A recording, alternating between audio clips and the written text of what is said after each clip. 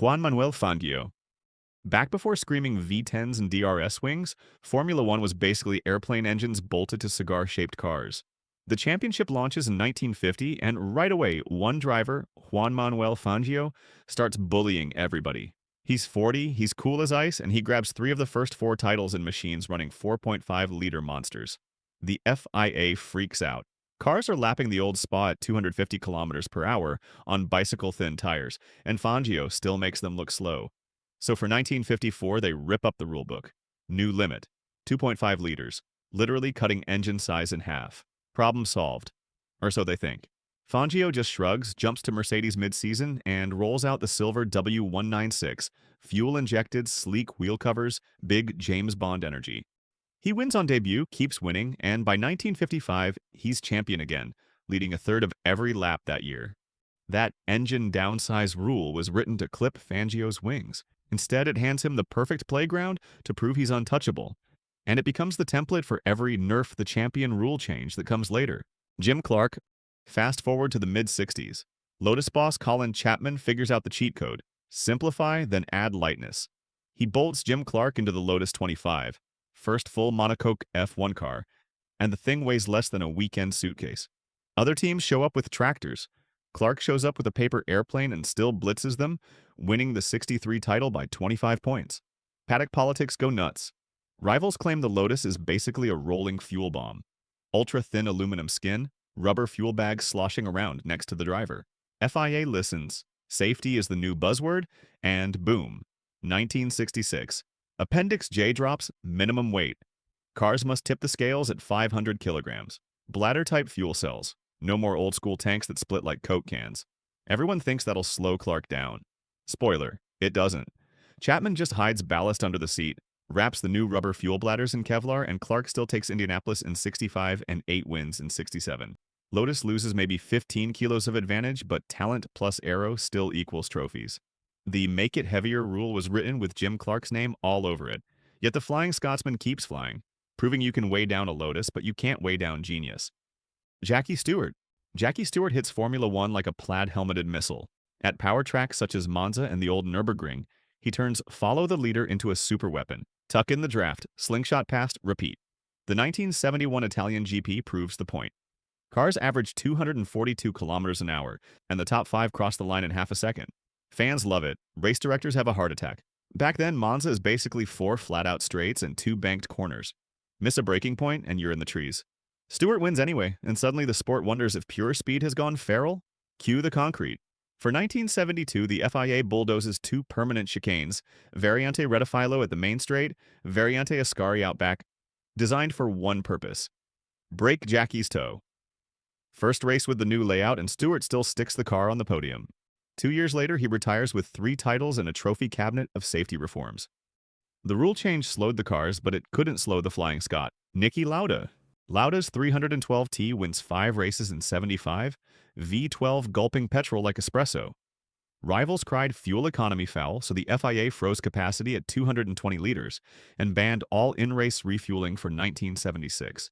Lauda adapted, smooth throttle, surgical gear changes, and still led the championship before his Nürburgring crash. The rule trimmed Ferrari's horsepower edge, but it couldn't nerf the man nicknamed the Computer. Alain Prost.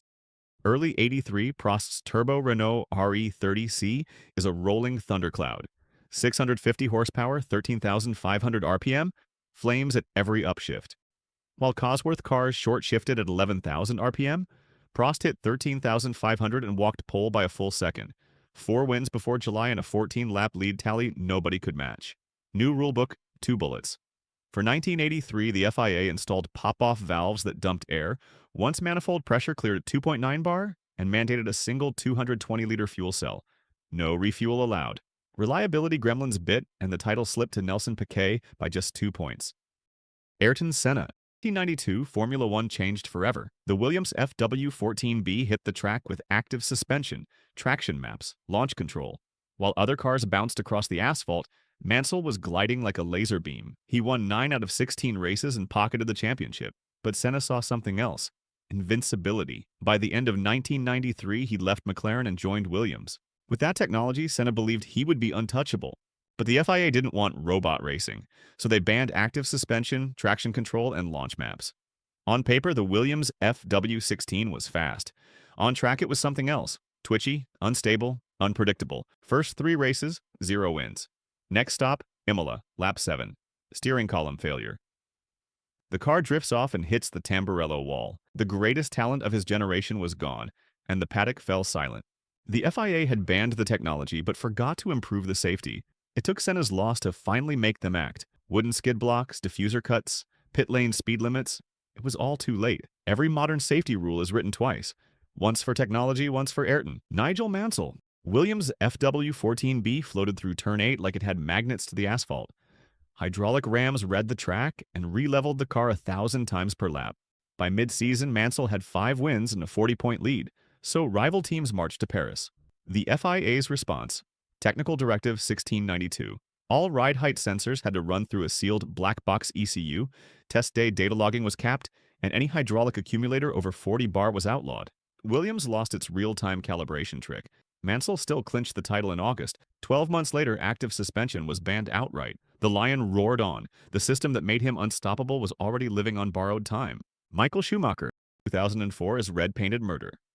Michael Schumacher, Ferrari F, 2004, Bridgestone tires. 13 wins, title locked by August. Everyone else, fighting for crumbs. TV ratings dip outside Italy. Rivals claim fans are sick of red robot racing, so the FIA drops a grenade for 2005. One set of tires must last the whole Grand Prix, unless they're punctured or weather flips. The idea? Slice off Ferrari's Bridgestone advantage and force Michael to pace himself. Race morning. Michelin tells its 7 teams their rear rubber can't survive. Turn 13's banking at full tilt.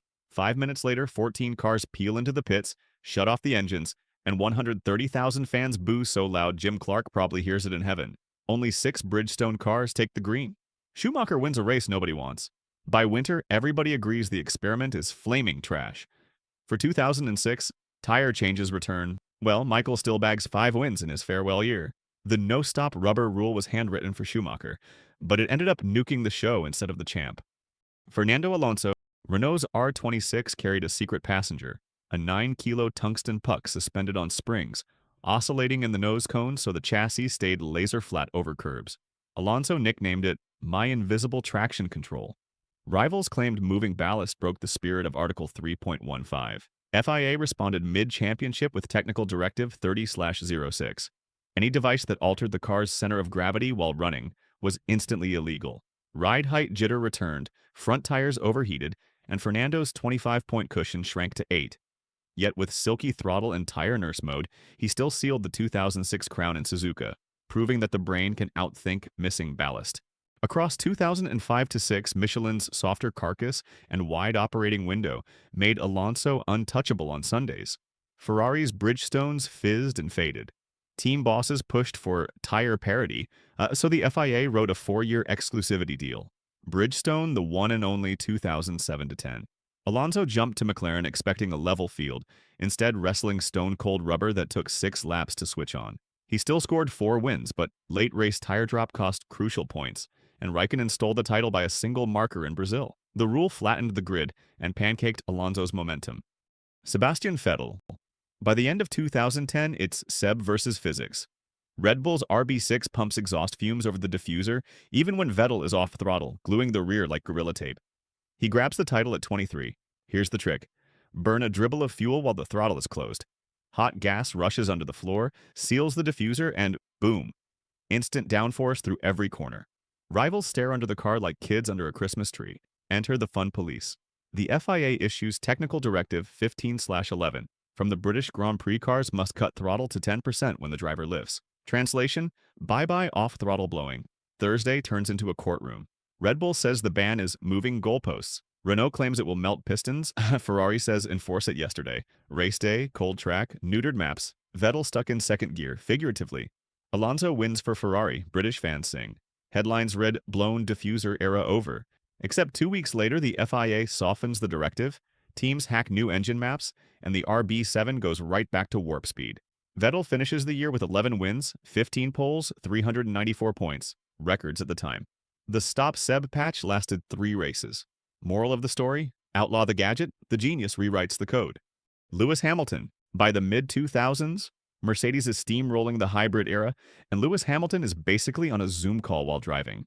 Every lap, the garage feeds him tire temps, brake switches, Strat 2, Strat 5. Fans start calling it engineer karting. Rivals grumble that Lewis has a second brain in his ear. Cue the clamp down. For 2016, a revised sporting regulation 20.1 says, the driver must drive the car alone and unaided. Translation: no more coaching on brake balance, engine maps, or tire chatter. First guinea pig? Hamilton restarts after a red flag shouting, "What mode am I in?" The pit wall stays silent. Radio jail. He finishes 5th. Rosberg wins and takes the title. Did it stop him?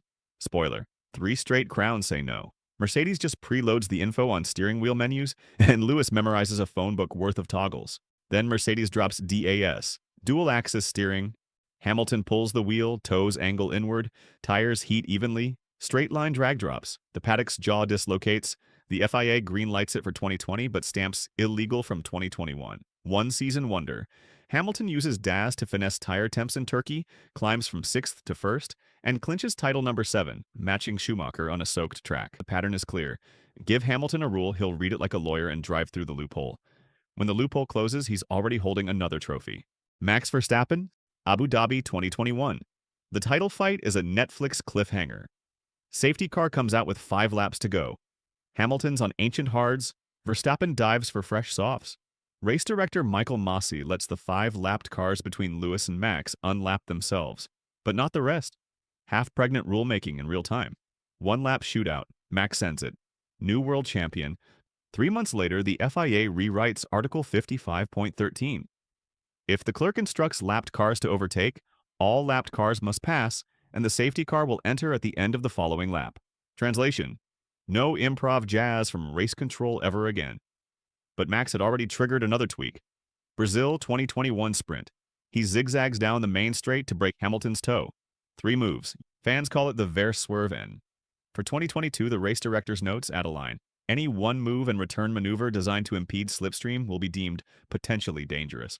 Result: Verstappen adjusts, wins Imola, Austin, Mexico with 0 weaving flags. Beat the system, don't fight the paperwork. If you enjoyed this video and want to see more deep dives into Formula One history, don't forget to hit that subscribe button. Thanks for watching, and I'll see you in the next one.